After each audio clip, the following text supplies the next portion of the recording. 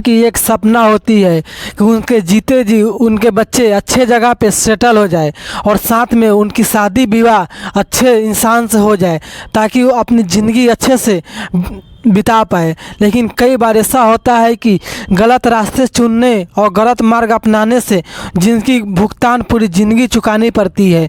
बिहार के एक ज़िला आरा, वहाँ के निवासी एक लड़की प्रिया होती है। उनके माता पिता एक बिजनेसमैन होते हैं और जो माता पिता की इकलौती संतान होने के कारण बचपन से ही प्रिया जिस चीज़ की चाहत करती उसे बोलने से पहले माता पिता उसके सामने ले आकर रख देते, जिसके कारण वो लाड प्यार में काफ़ी बिगड़ गई रहती है। उन्हें घर के ठीक से काम भी और किसी से बात करने का भी तरीका नहीं होता है।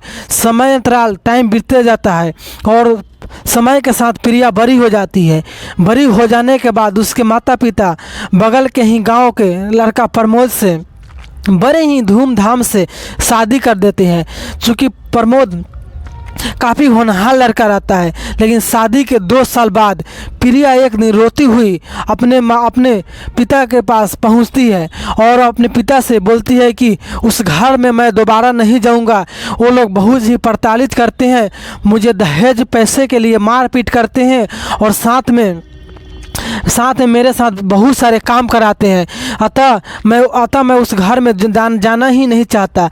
लेकिन जब इधर उसके माता पिता को एक खबर लगता है कि उनकी बेटी के साथ ससुराल वालों ने सलूक किया, तो उसके पिता ने जो ससुराल वालों के साथ किया जिसे सुनकर आप सच में आश्चर्यचकित हो जाओगे। दोस्तों, प्रमोद जो एक कॉर्पोरेट सेक्टर में काम कर रहा होता है, उनकी सैलरी पैकेज के हिसाब से लगभग मंथली काउंट किया जाए तो करीब 60,000 पर मंथ होता है और वो गुड़गांव में रहकर काम कर रहा होता है।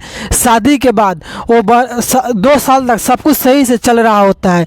जब भी प्रमोद को टाइम मिलता घर पे आता, अपने परिवार माता पिता और वाइफ के साथ टाइम बिताता, फिर छुट्टी के बाद फिर दोबारा अपने ड्यूटी पर आ जाता।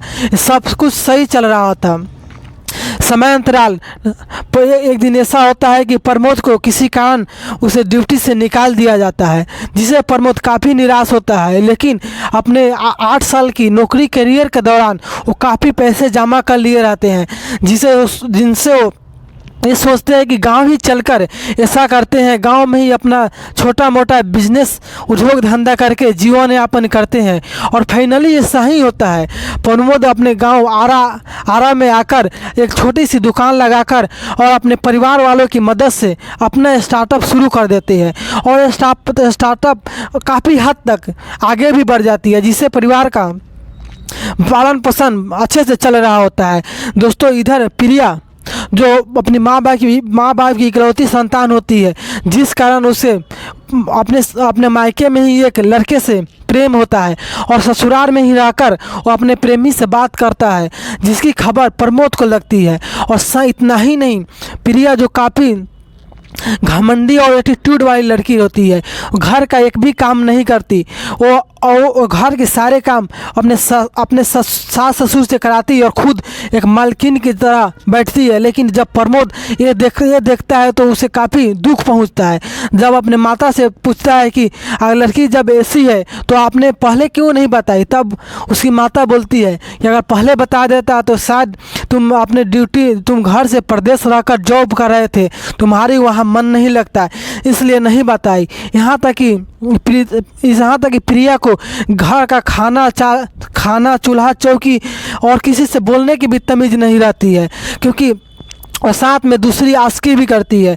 जैसा एक दिन दोनों के बीच काफ़ी कहा-सुनी होता है और बात में प्रमोद ने प्रिया को पिटाई कर देता है। बात आगे बढ़ते जाता है। फिर दूसरी दिन प्रिया सेम वही काम करता है, बस उनकी काम था सोना खाना और अपने प्रेमी से बात करना। इसके अलावा उसकी दिनचर्या बिल्कुल ही बेकार थी।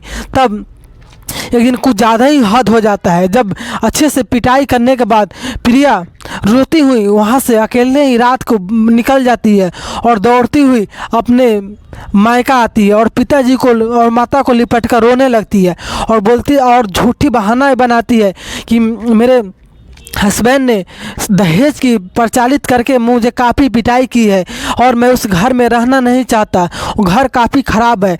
मैं आप ही के घर रहूँगा और मैं यहीं पे रह के अपने जीवन यापन करूँगा।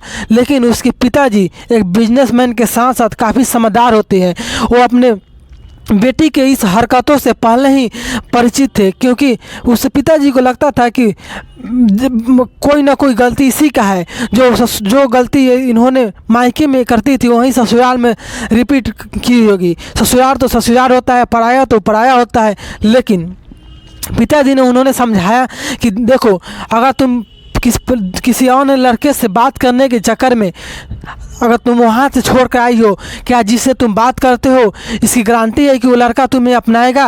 अगर चाहो तो उस लड़के से कॉल करके पूछ लो। जब प्रिया जिस लड़के से बात करती थी उसके पास कॉल करती है और कॉल करके पूछती है कि मेरे पति ने छोड़ दिया, क्या आप मुझे रखोगे? तो वो लड़का बोलता है कि मैं नहीं रख सकता, मैं शादी वहीं करूँगा जहाँ मेरी माता पिता की मर्जी हो, तुम तो केवल मेरे टाइम पास हो। जब ये बात प्रिया सुनती है तो दंग और हैरान हो जाती है कि जिस कारण अपने ससुराल अपने वालों को पति को छोड़ा वो रखने से इनकार कर रहा है। तब पिताजी समझाते हैं कि बेटी, तुम्हारा सारा कुछ तुम्हारा है, तुम्हारा ससुराल ही है, पति ही परमेश्वर है, वहीं पे रहो और अपन जीवन यापन सही से करो। अपने एटीट्यूड में, व्यवहार में नरम लाओ और मिलजुल कर सबके साथ धीरे धीरे सारे काम सीख कर वहीं पे रहो। क्योंकि जिस लड़के के चक्कर में तुम छोड़े हो वो भी यहाँ छोड़ दिया। तुम ससुराल में रहोगे, बहुत सारे लड़के आएंगे लेकिन सारे लड़के मज़े लेकर छोड़ देंगे और कुछ दिन बाद तुम्हारे हस्बैंड की दूसरी जगह शादी हो जाएगी। फिर तुम पूरी ज़िंदगी अकेला रहकर बिताना पड़ेगा। फाइनली ये बात प्रिया को समझ में आ जाती है और बिना घर में प्रवेश किए ही सुबह प्रिया उसी रात को अपने ससुराल निकल जाती है और सुबह होते ही वो घर वापस आ जाते हैं और अपने हस्बैंड, अपने सास ससुर से अपने किए हुए गलती की क्षमा मांगते हैं। तो वो जो प्रमोद है वो काफ़ी समझदार होता है और बोलता है कोई बात नहीं, तुम्हें अपनी गलती की एहसास हुई, कोई बात नहीं, सुबह का भूला शाम को घर आ जाए तो उसे भूला नहीं कहते। और फाइनली प्रिया अपने सारे लोगों से, फैमिली से मिलजुल कर रहने लगते हैं और समय अंतराल प्रिया घर के सारे काम कर अपने सास से सीखकर और अच्छे से ज़िंदगी हस्बैंड वाइफ मिलकर असर से ज़िंदगी जीने लगते हैं। दोस्तों, एक पूरी कहानी घटना सुनाने का मकसद मेरी किसी की दिल दुखाना या किसी की भावनाओं को हर्ट करना नहीं, बल्कि आपको जागरूक और सचेत करना है। विशेषकर उस लड़कियों को जो किसी अन्य लड़के और किसी के बहकावे में आकर अपने ससुराल वालों के घर छोड़ देते हैं और बाद में उसकी भुगतान पूरी ज़िंदगी चुकानी पड़ती है। दोस्तों, बाकी ये घटना आपकी कैसी लगी, अपना ओपिनियन कमेंट बॉक्स में ज़रूर बताएं और चैनल पर नए हो तो चैनल को सब्सक्राइब कर दीजिए और वीडियो को लाइक, कमेंट और शेयर कर दीजिए।